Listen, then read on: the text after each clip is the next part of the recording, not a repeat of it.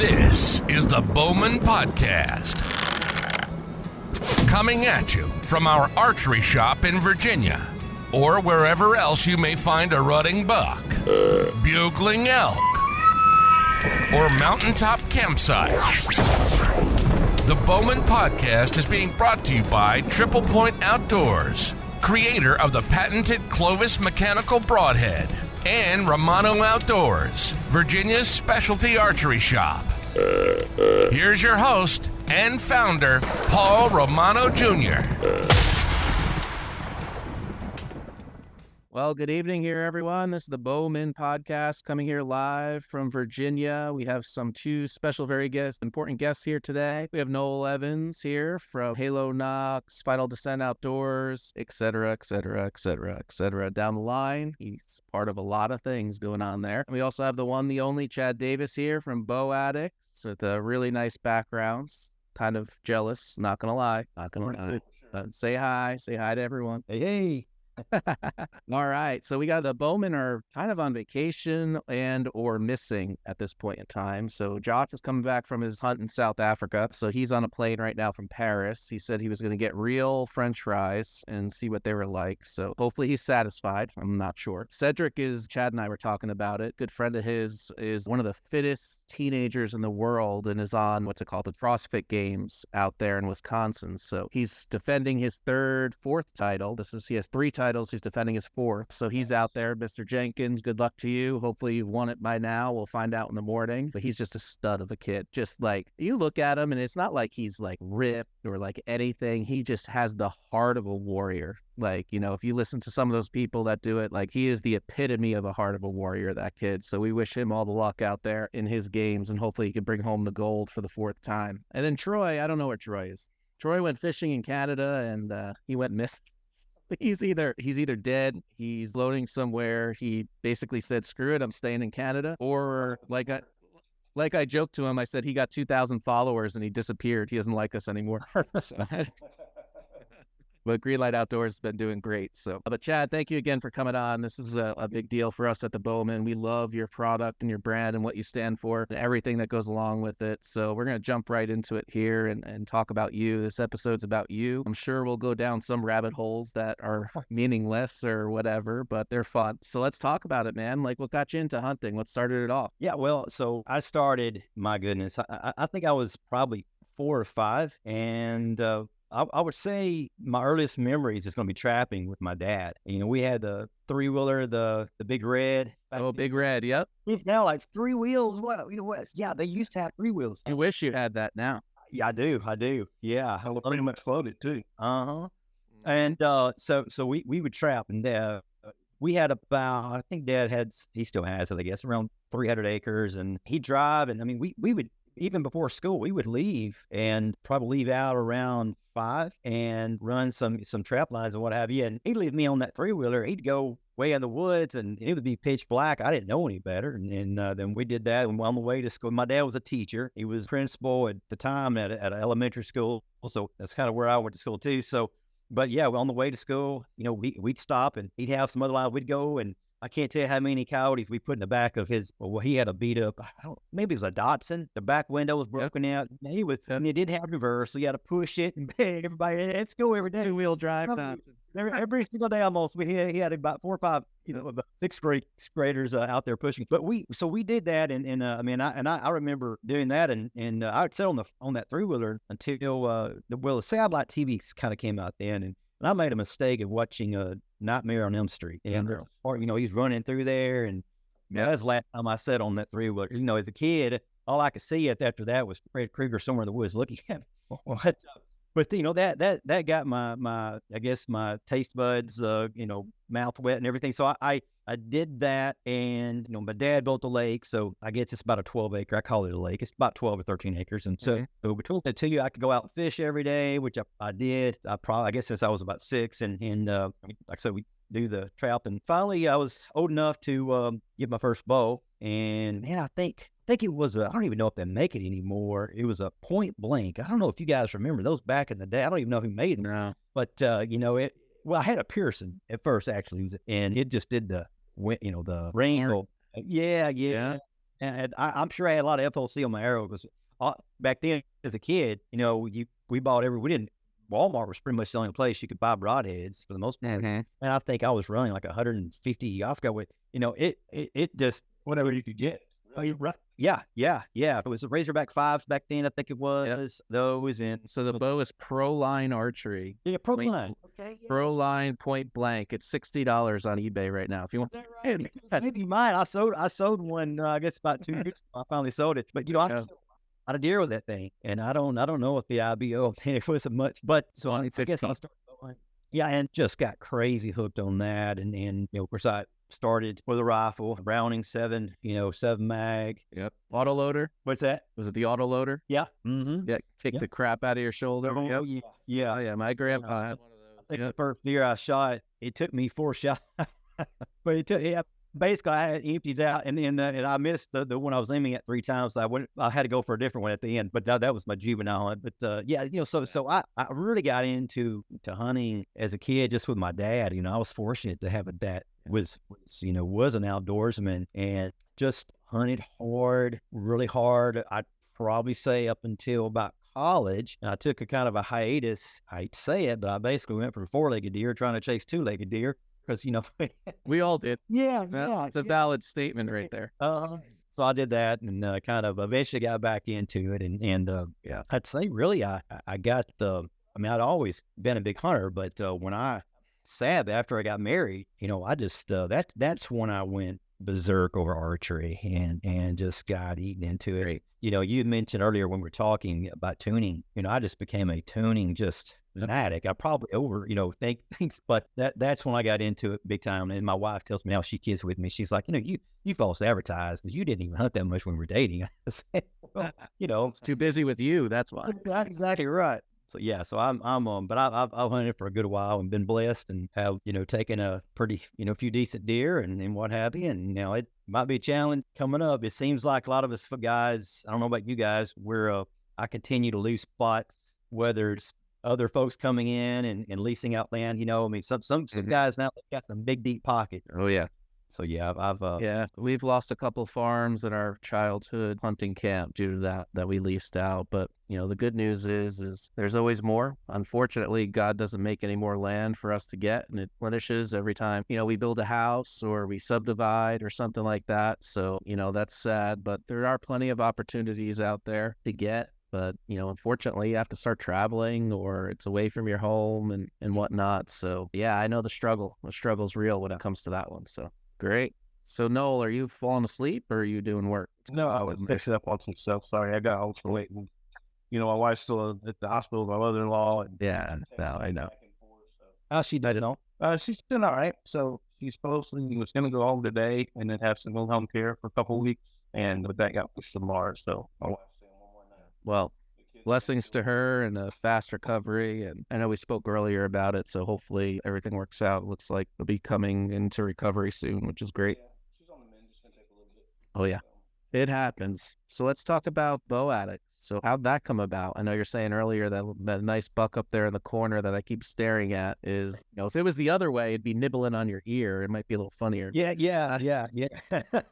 But no, let's talk about that. I mean, it's a great brand. It's popular. It's out there. It's just a great lifestyle company. So let's get down to how it started and where it came about. Well, this is, you and I kind of talked before we get started, but I shot this buck the day I came up with the BOWADX, and I was in Kentucky, and I'll tell you, so I'm full, a lot of us guys in the outdoor industry, we still work full-time jobs. And so I'm in clinical diagnostic sales. So I've been with the company for about 15 years, and I traveled a whole lot up until about a year ago. And I was able to go from field sales into remote. So I work entirely from home now, there's good and bad about that. But when I traveled, about every 3 years, we would get a new company car. And there was Sirius Radio was we'd have access to that for a certain amount of months, like say maybe I don't know 3 or 4 months. And there was a commercial it always came on, and they were talking about all these guys who started their companies in their garage, and Steve Jobs and I'm trying to think Microsoft, yeah.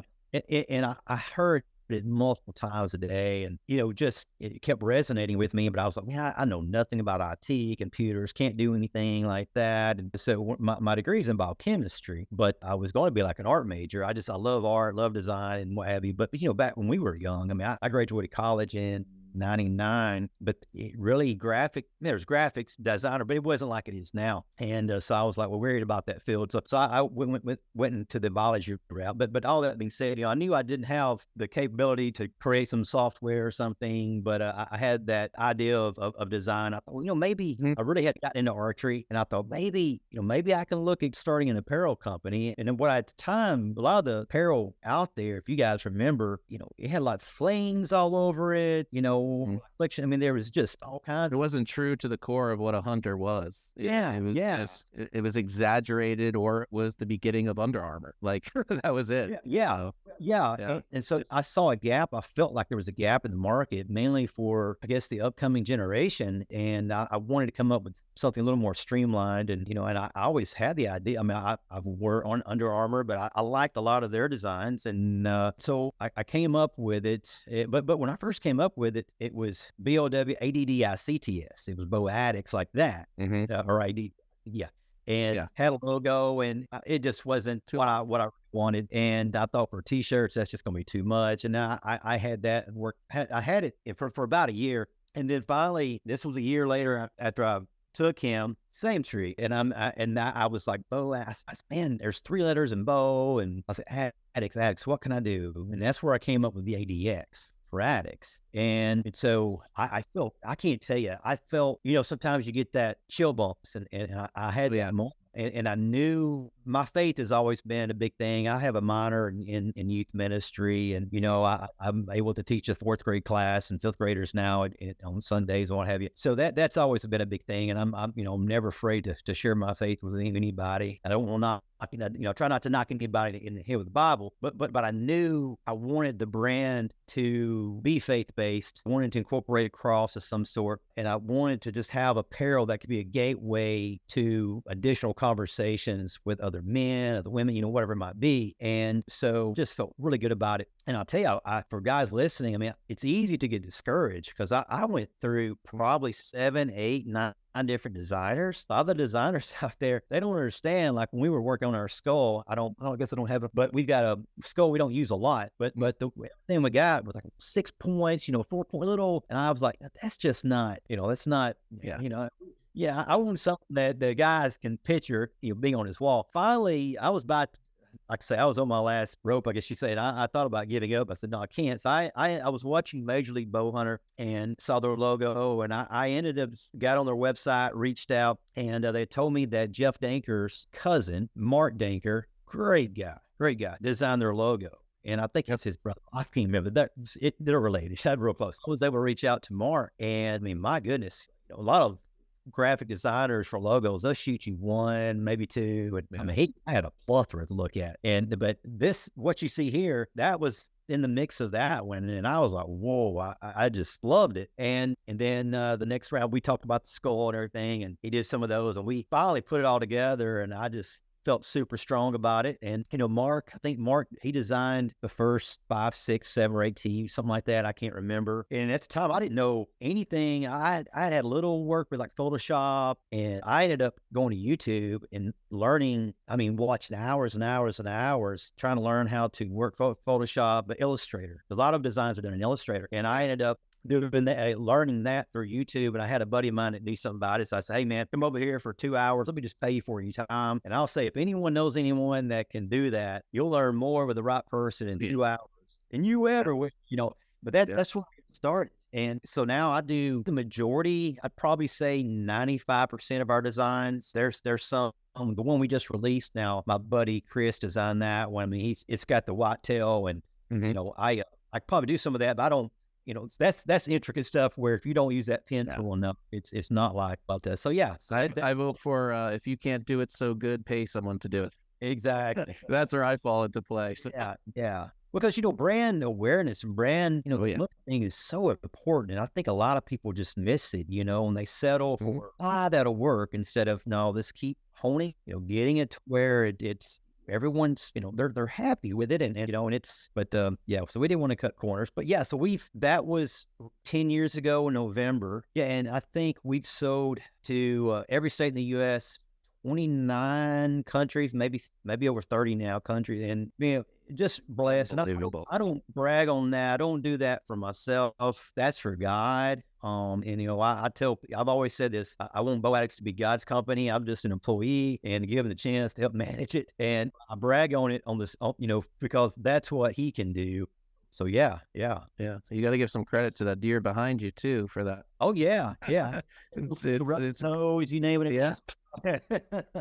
Oh, no, excellent. That's a phenomenal story. I mean, your branding you could definitely shows that you take time to look through it. And I got a couple brands out there, and it takes a long time, not only to find what you're thinking and conveying that, but finding the person that understands what you're thinking in order to bring it to life. And I think that's more important than really what you want. Sometimes you can't express it, but having that individual that can bring that to life through a computer, through artwork, it is magnificent. So, kudos to you to standing your ground and really being specific to that, and it shows. I mean, just look at the hat that you have on. I mean, that's just one of a kind. It's pretty awesome. So, great job with that. That's pretty cool. That's a pretty cool story too. I've known you for, I guess, 4 years now. I make a BOWADX show, and I never heard the whole story, so that was really cool to hear that. Appreciate it. Well, I tell people it's never been easy. Especially I'm very transparent. Like the economy we're in now. I mean, this year's been, it's like a roller coaster, and there's a lot of ups and a lot of downs. But I've got to speak at a men's wild game dinner tomorrow night, so I'm driving, I guess, 5 hours or so tomorrow night to speak at that and back on. One thing I try to tell these guys is, in the end, it's all a fairy tale story. If you live your life right, we know where we're going. But with any fairy tale, you name it, I mean, it's always up and down. And it's all about trust. And every time I get down, man, God just comes every single time, comes through, and that's where I just try to let people know if you're trying to start a business, wherever it might be, you got to stay persistent, but you're going to get hit time and time and time again, but that's what makes it stronger. So we experience, I know a lot of companies are experiencing it right now with the economy, but I can get down and how like a few weeks where, man, boy, it's not the way it was last year or the year before, then all of a sudden it's like, where all these orders come, so, but that's just how it works. So yeah, absolutely. I mean, for definitely being a small business owner, my wife owns her own business. I own my own business. We still work full time. We have all our social platforms. It's the true test of that company is what you do at the bottom. When you hit that bottom lull is what are you going to do to set yourself apart, to dig through it, to not give up, to keep going? And then what are you going to do when you're at the top? Are you going to be prideful? Are you going to be pompous? What are you going to do when you're up there? Is be humble, be kind, and be grateful for what you get and what God gives you. So that's awesome way to follow. Yeah. Well, I'll piggyback real quick. You mentioned social media. That's been a big challenge for a lot of people now. I mean, social media, I'm sure you guys know. I mean, I remember when we started BOWADX, 10 years ago, we could put a hoodie out and we had some, not the best designs at one time. They weren't bad. And the material we used, let's say, wouldn't have been I wouldn't use it now. I mean, it wasn't bad. It's just, but you're learning.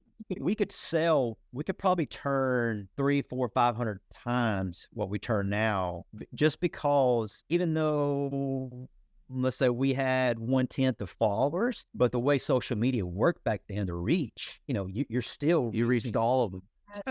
Yeah, now I can look at our analytics. It's less than 2% a lot of times now, the reach. And when you the algorithm all the time. Yeah. So if people aren't seeing that gear, in cost, it's so that that's a big challenge now that a lot of companies are seeing, and that's you said, you're trying to be a good role model and hopefully you can meet other people in the industry who can help you become roots for your branches and vice versa. That's why Noel and I mean any way I could find a way to, if I could help another company out who believes in me and BOWADX, absolutely.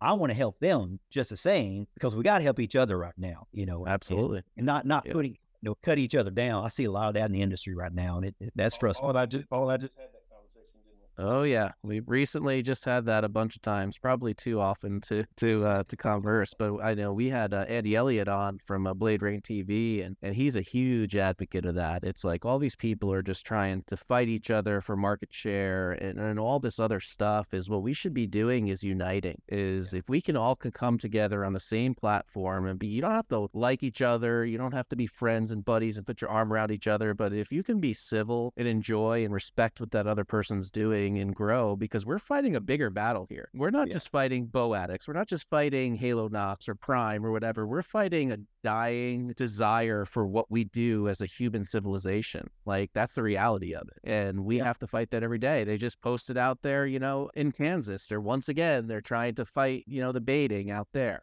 Kentucky, we have a farm in Kentucky and they fight it all the time. My uncle's protesting against that. It's like, just leave us alone. Let us do what we're naturally allowed to do and be humble about it. So I just wish you nailed it on the head. And we've preached this a bunch of times as the Bowmen, and that's what we stand for is, I don't care if you use a bazooka. I don't care where you are. I don't care what color shirt you wear, what color your skin or your eyes are. Like, if you're a hunter and you're an outdoorsman, we need to unite and stop just pushing against each other and all those aspects, because one day, what are you going to do? One day it'll be gone. I might not be in my lifetime, but I got 2 9-year-old twins. I want them to be able to hunt. I want them to be able to walk out their back door with a gun or a bow and go enjoy nature and do all that. So that's our responsibility now. Maybe the generations before us did what they could, but right now we're fighting a harder battle. And it comes down to brands like yours and brands to Noel's and brands like mine and these major companies to really understand that. So thank you for saying that, and I'll get off my soapbox now. I'm a talker. I apologize. I can go on forever. I'm out there with you.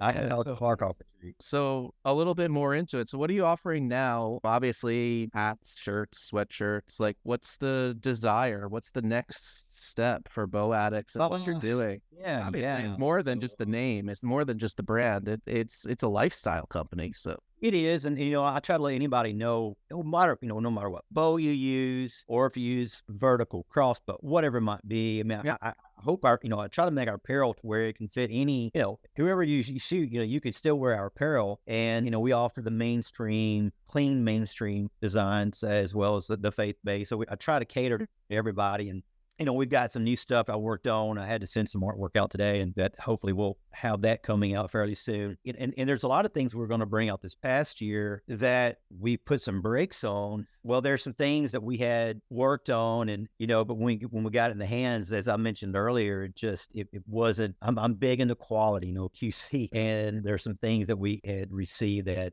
I wasn't quite, it's not quite there yet that we'd like to come out with. But with the, and I'm trying not to be Debbie Downer, but with the economic challenges that we're seeing now, and even the social media, I mean, we're all the time fighting. We try to boost posts. We get it goes against the rules and weaponry and things like that. So, and that hurts. And some of the things we're wanting to do, we're trying to wait till we see kind of a, resurgence, I guess you'd say, of the economy and things like that. And I've got something else, like I say, I can't talk about that.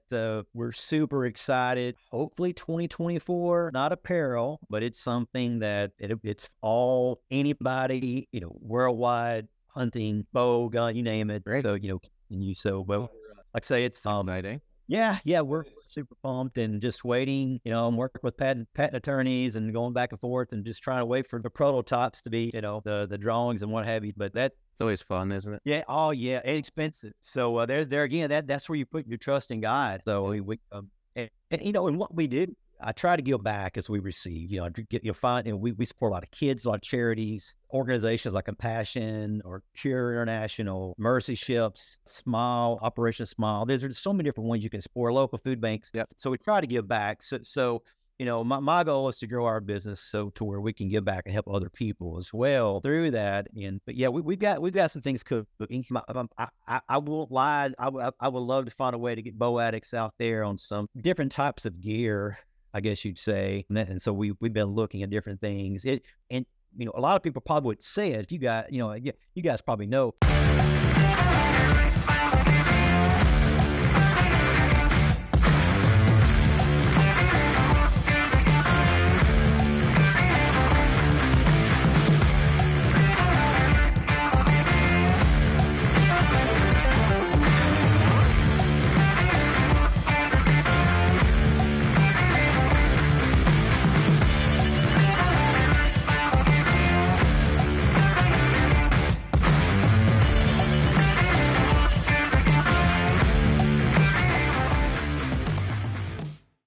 a lot of people probably would say it. If you got, you guys probably know, like camo, there's a lot of camo companies out there now. So, Oh yeah. and that's, so at one time we were looking at that realm, and I'll just be honest, probably there's a big investment if it's done right. You look at early season, then you got moderate, the warm weather gear, you're moderate, then you're cold. And if you do it, you got to do it right, I think.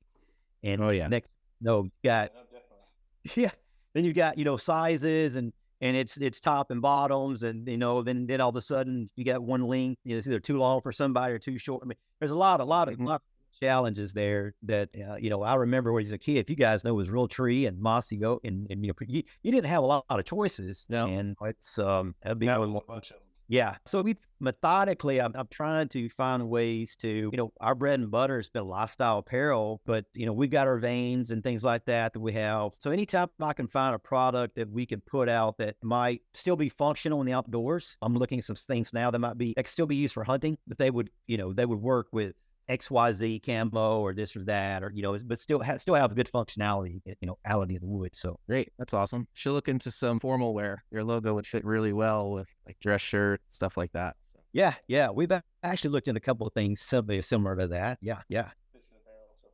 Great. Yeah. I told you I switched to UTI wings this year, and that's what Chad has. And I went with his just because I want to promote BOWADX. So I got some downstairs. I just got to sit down one day and put some arrows up. It's going to be super cool. So I'm excited about it. Here we go. I appreciate That's the best way to do it. Awesome. So you switched completely over to those this year, huh? No? Yeah. I don't know if they stick so well. At least I've never had an issue with them. I mean, you shoot a vein enough, you can have challenges. I mean, once some of my arrows, I don't know how many shots I put through them, but out of all the veins I've used, I don't say it because that's what we sell, but boy, those things, if done right, they stick really, really well. So great. Now, what's your advice for getting them to stick? Are you using just a certain type of glue, or are you roughing up the arrow shaft, or using anything? A lot of mine are wrap. We just got, like I've got some these here, I think this is like, so we sell like the Raptor type here. If you guys can see that, you probably can't, know. So, but then we've got the Fusion, which I've shot both side by side, 60 yards. I'll be honest, I can't. I think I told Noel here a while back, I can't. This vein here weighs a little more than the Raptor style. It's 2.5 inches, and at 60 yards, maybe a 1/4 inch difference. Out of my rig consistently, and that's two groups of 3. It's Gorilla Super Glue. It's got a blue top. Yep. I used a lot of glues, through the years, but I tell you, I get it Kroger, I get it, Walmart. It's impact resistant. I always make sure I get that. And then I've got the Max Bond here. You can see I use that. I just started using it. I'm going to try to see which one performs the best. And I imagine a lot of these are very similar. I'm not a glue connoisseur, but I know they recommend the primer. You may know more about this. They recommend the primer with AAE veins. I don't know if you need a primer with, I think with Q2I, they recommend not using a primer. I think I only use primer on the bear shot. Yeah. I use wraps quite a bit. My favorite wrap of ours, if I'm honest, is our reflective wraps. Oh yeah. There's a little more in weight with those, but I can't tell you how many deer or how many arrows I have found because of that. You can be 50 yards away and shine that light and just see that reflection from the wraps. And so I may not have the FOC I want, but I'm still getting pretty doggone good flight out. 65, 70 yards. I mean, not that I would shoot a deer that far, but so that I've got some over there. But what I did when we designed those, I made them shorter to try to make up for, let's say, the grades per inch on the back end. Yeah, so I tried to cut down on that, and we did offer tracers, is what I call them, to where each one was an inch long, and you could take that and put it either in the front of the vein or something like that, just to get that glare, or what do you call it, the reflective capabilities out of that too. So that's most of mine are wrapped with that. But if I'm honest too, I've got some that aren't wrapped with that, and I've shot them out like they're again 60 yards or so, and maybe I can see about that much of a difference. So awesome. Yeah. What's your bow setup this year? I'm shooting a Prime Relvex 4, and amen, brother. Man, I'm gonna tell you. Yeah. I don't say this because I don't know. A lot of guys know I work do a good amount with Prime. Yep. And I'm honest about this. That Relvex 4, when I first saw it, I had the inline 3, and I was like, I didn't see a big difference, when I drew it, that cam, whatever they did to that cam is now. I mean, it is phenomenal. Oh yeah. In all my years of bow hunting, and I honestly, I haven't shot. A lot of guys are talking about the Phase 4. I haven't shot it. You know, I just know, Doesn't hold a candle. really. I shot them side by side. Doesn't hold a candle. Yeah, that RevX holds like a rock. I mean, Yep. what I like that Prime's done. A lot of guys are, oh man, the bow looks the same. But if you've got the base of something that's solid, Yep. keep perfecting it. And I think that's what they've done well, is perfecting that system. Now I don't know. I have no idea what their let's say their 2024 is going to be. Oh, you're gonna love it. Yeah. You're gonna love it. Well, because it's was that right there, man. I am just Yeah, that bow will never leave my lineup right there. That is I will hands down. I shot Bowtech for 3 years. I shot Matthews for 5. I shot Hoyt for 2, and I made the switch this year. I was always a Prime fan. Like I always looked and watched, and I always had one as a second bow, and was always toying with them because I just love the technology. But this bow, they just knocked it out of the park.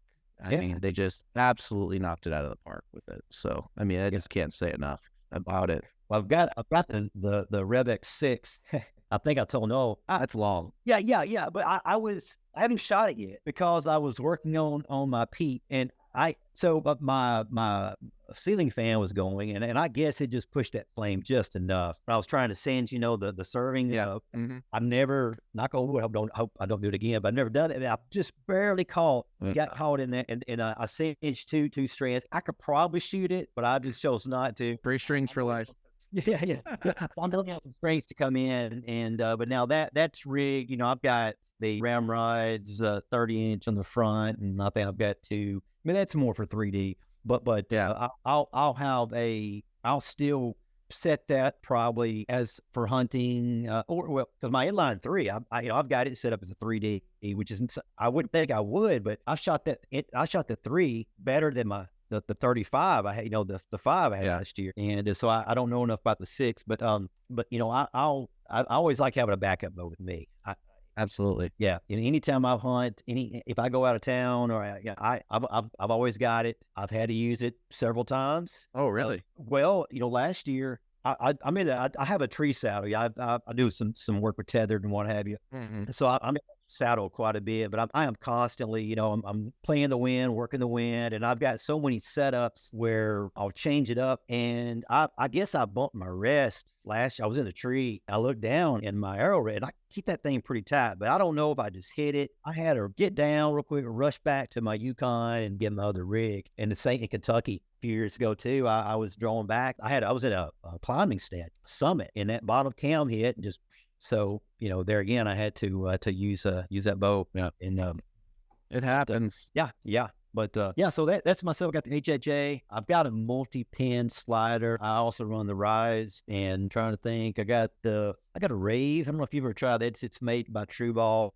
I've always been an index finger guy, but I've really spent a lot of time with the thumb. I've got to where it's always a surprise. I never know when it's going to go off, and I'm going to give that a whirl. And I've been watching Levi, and he's got like a 15 and a 10. I know I don't need that probably, but if I get on one lease that we've had, you can get some fairly long shots out there. Yeah. And I don't mind having, if it's going to help me hold that, I don't mind doing that. Now, if I'm hunting close quarters, a lot of times if I bring that second bow, if I know I'm going to be hunting 20 yards or less, 25, I'll bring the one that's got like an 8 to 10. I usually run a back things. Maybe I don't need to, but I do. So yeah, I could definitely say on the Prime you really don't need to, and the only reason I put a back barrel on was for my quiver at this point, because we're doing some spot and stalk coming up. But yeah, I mean that's awesome. I've never had to use my backup bow. Knock on wood. It still sits there. Hey, it's gonna happen one day. So, and that's why it's costs you just as much for 2 as it does for 1 to bring it up. But yeah. And I tell you, if there's a video I've got on YouTube, it was in Iowa. Scored a lot more than what I thought he was going to score. But when I made the shot, I hit far right with that bow. I was like, man, what in the world happened? I got home from Iowa and I hunted hard. I had at the time I used an Obsession, DEFCON, I think DEFCON 6, something like that. And I had a Matthews, what was it, guys? It's a real short one that came out, the first one. Triax. Yeah. Triax or TX5, yeah, one of them. Yeah. And I just got to say, I'm just honest, I just shot my Obsession. I just shot a lot better, you know. So I ended up taking that bow, and I don't know. One of the best bows they made. Well, yeah. And I still got it over there. I'm going to sell it, you know, but I don't know if I bumped that bow or what. When I got home from Iowa and shot, I bet I was that far. I mean, I'm talking to the right. So up and down was good, but it was so cold. It was like 13. I think it got, I guess, wind chill was 13 below zero, just freezing cold. And so, but had I known that, I probably would have pulled that track, you know, that way. But, you know, you just don't know, you know, unless you're out trying to. Don't know. Yeah, you just don't know. Things happen, and you got to have it with you just in case, because you never know. So what's your... I was just going to talk about the rhetoric again when you're talking about only using the back bar. You know, one of the first things I did was you always want to hold a bow, see how that bow feel balance-wise, and I was amazed how good that bow felt before I put anything on it. Yeah. I was afraid to put anything on it to start. Yeah. Because I had them in the shop, and I set them up, you know, just D-loop and peep, and, you know, we're ripping them around, and it's just like, I don't even want to put anything on this thing. I'm getting about 9 ounces less of my stabilizers with this bow. Yeah. Of course, I put what I've been used to, and then I backed off of that. Yeah. I mean, it's just, there's barely any on there. It's basically just stars just to kind of add a little bit of weight on that back side. Yeah. You know, if you guys see mine, I'm a right-handed shooter. And I don't know why, but a lot of my bows, I have to put my kicker on the right hand side of the bow. Usually it's on the left hand side, and that is the only way I'll get that bubble. Where when I get it back, I open my Just sits there. It sits, and I know Paige Pierce. You know, she's right-handed. She runs it off the right. Yeah. So actually, I was watching a video of her, and I thought, man, because I kept trying to, I kept getting closer and closer and closer with my bow. Still, I needed to go out that way. Yeah. So I put on the right hand side and, you know, worked it. And now, I mean, man, it just, you know, everybody's different, because I've got some other bows I have to have on the left. But that, for some reason, that rig, and I'm running 11 ounces. Oh, no, this is pretty heavy. I'm running 11 ounces on the back, and I think 7 on the front. And I don't need that much. But you like it. Yeah, and I get, you know, a lot of times when I shoot, I start like at 70 yards. And the only reason I do that is I wouldn't shoot a whitetail that far, but it makes 30 yards feel super close. Oh, yeah. And it's also a gym rat quality. With that you're a gym rat, so that extra 15 ounces is not going to hurt you like it does us. Yeah. Well, you know, I battled tendonitis in this arm pretty bad this year. It's the worst I've had. I'm 47, and my goodness, that tendonitis this year, I'm hoping it's getting a little better, but I went for 11 weeks and couldn't even hold my bow, couldn't even lift it. You know, I learned if you have tendonitis, the worst thing you can do is overrest it. It's called load therapy. I know but maybe some guys listening might want to learn this, because my background is fitness. I owned a fitness center for years. I used to travel with country artists all over the U.S. and getting them ready for shows and some pop artists and what have you. But I competed in bodybuilding for, I guess, 26 years back in the day. So. But load therapy is like, let's see, you know, I had tendonitis here. Yeah. You just as simple as, you know, have your wrist here, taking this hand here and pushing down, and it's going to be super painful, but you're going to hold that for 45 seconds and do that about 5 times a day. You can be 45 seconds, hold, you know, so you're not removing that. Just kind of keep it. What I do, I got to where this didn't hurt too bad, but about right here hurt. And you want to find where it hurts. And I can barely feel that now, but I'm trying to lift up with this hand, you know, by pressing down. And it's metric. And what that does, the only way tendons can heal is with, they have to have a load to activate. But I wasn't doing anything. I had it in a brace. I had this in a brace. And then, me too. Yeah. And I was like, man, it was not getting better. And within 3 days of doing that, I watched I think her name's Dr. Jill Cook. If you guys can look her up on YouTube, she's like world renowned. And boy, I mean, within 3 days, I felt like I made more progress than I did in 10 weeks.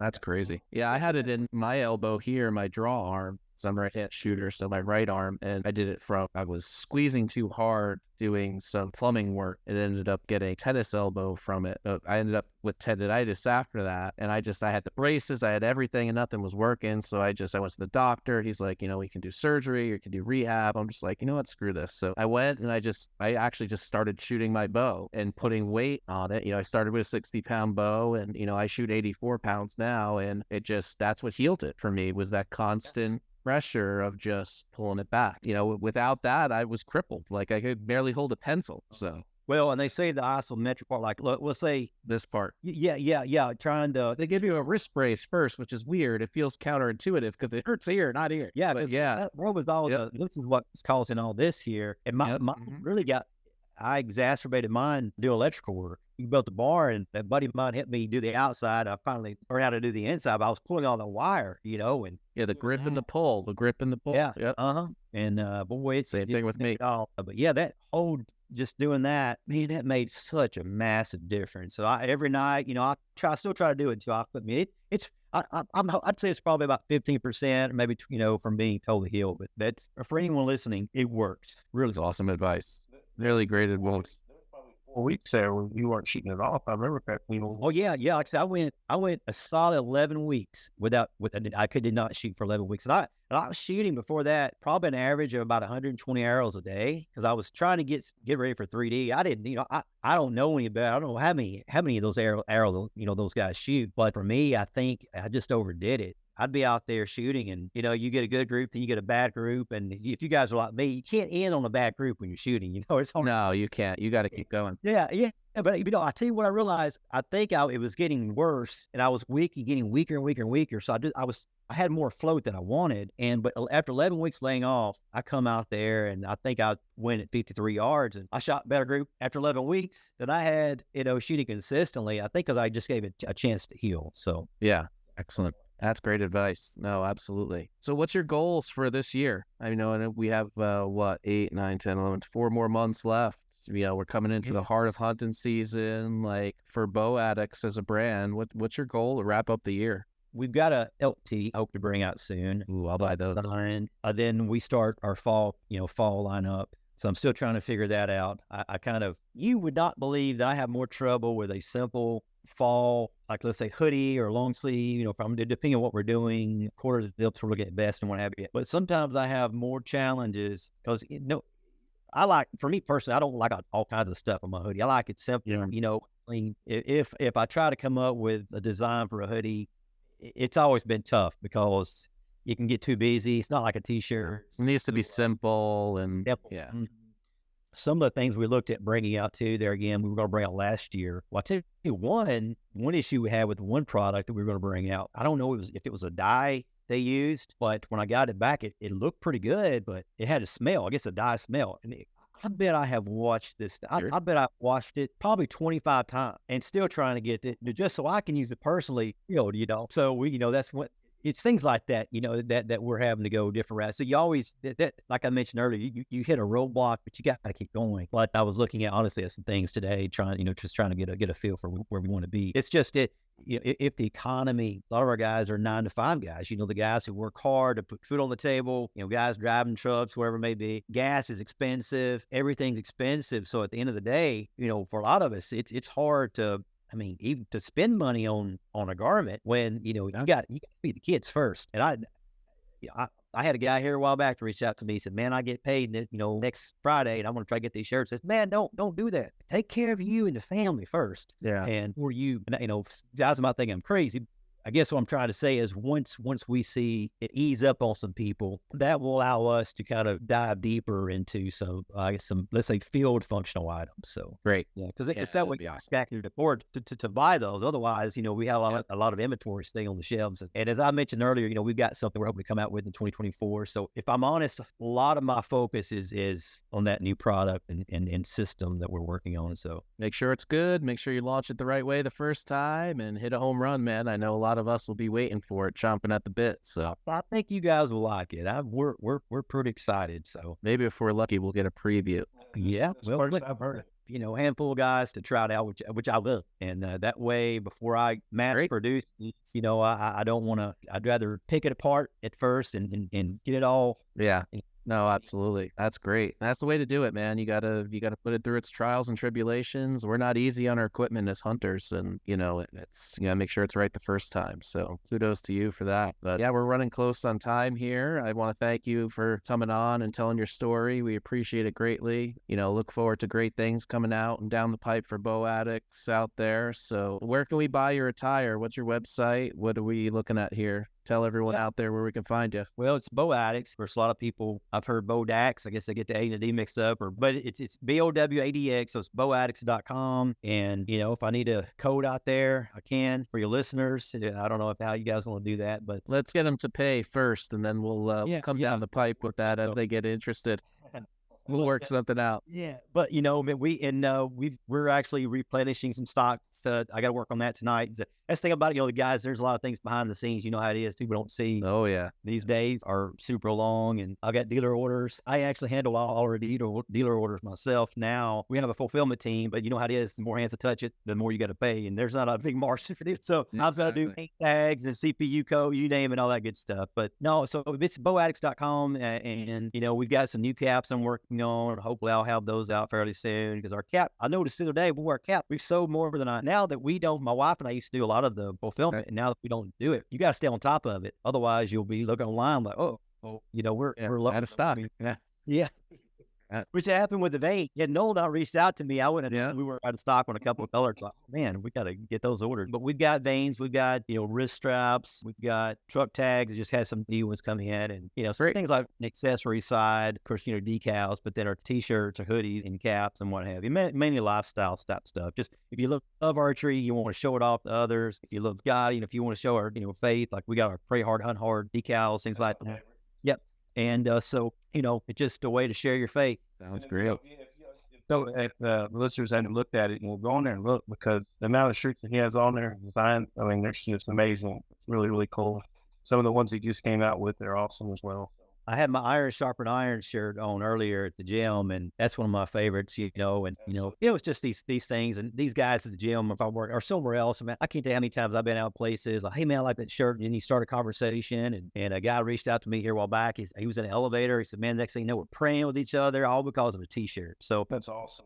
So, and we've got some oldies that we're going to revamp. So we'll be working on those. So there'll be some things that they're going to have hopefully a new look and all that good stuff. So, well, we'll definitely get the address out there in the show notes for everyone to be able to quick link to, and we'll put it out there when we advertise it out on YouTube for everyone to watch this video live. But, great apparel, great product, great brand, faith-based company, a lot of what we believe in here in the hunting industry. So, Chad, thank you so much for coming on. I know you're a busy man and you got some traveling to do. So, from the bottom of my heart, thank you so much for coming on and spending this hour or so with us. It's been great talking. And Noel, once again, can't thank you enough for everything that you've done, not only for us, but for the industry as well. I guess I could speak for everyone with you too. Just thank you to the hunting industry for what you've done, what you bring to the table. So just really, really awesome job, guys. We appreciate it. This is the Bowmen Podcast signing off, and we'll catch y'all next week. You've been listening to the Bowmen Podcast. We love archery and bow hunting, anything outdoors. And we talk about fitness, mental health, gear, goods, cooking, and family. We hope you've enjoyed the show. We know we had a blast. We'll be back soon. But in the meantime, you can find us on social media at Romano Outdoors LLC, at Triple Point Outdoors, at Greenlight Outdoors, at C_2 Media, and at Caleb Bow Hunts. See you next time on the Bowmen Podcast.